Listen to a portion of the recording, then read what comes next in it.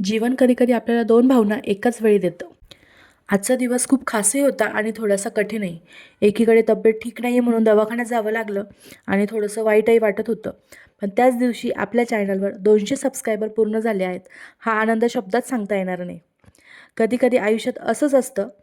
एकाच दिवशी आनंद आणि थोडं दुःख दोन्हीही अनुभवायला भेटतं. पण तुमचा सपोर्ट पाहिला की सगळ्यात थकवा कमी होतो.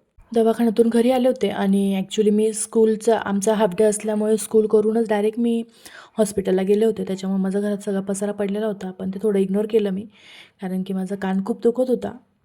नंतर यांनी माझ्यासाठी एनर्जन आणलं होतं, ते घेतलं आणि अजून थोड्या वेळाने मला टरबूज खायचं होतं हे आणि मला हे असंच कट करून आवडतं. मस्त छान क्यूब्स करायचे त्याचे. त्याच्यावर मस्त असं मीठ टाकायचं आणि नंतर ते शांततेत बसून खायचं. मग मी हे छान असं एन्जॉय केलं आणि नंतर लगेच माझ्या टॅबलेट घेतल्या. तब्येत सध्या थोडी सांभाळून घ्यावी लागते. दुपारी थोडी झोप काढली, कारण संध्याकाळी परत माझी ट्यूशन असतेच. मुलांसोबत वेळ घालवला की सगळा थकवा निघून जातो आणि मग संध्याकाळी साधा स्वयंपाक करून असाच एक साधा सिंपल पण शिकवण देणारा दिवस संपवते. आयुष्य अगदी साधं असलं तरी प्रत्येक छोट्या आनंदामुळे ते खास होतं. 200 सबस्क्रायबर्ससाठी मनापासून धन्यवाद. तुमचं प्रेम माझी खरी ताकद आहे. चला भेटू पुढच्या ब्लॉगमध्ये. तोपर्यंत बाय. श्री स्वामी समर्थ सगळ्यांना.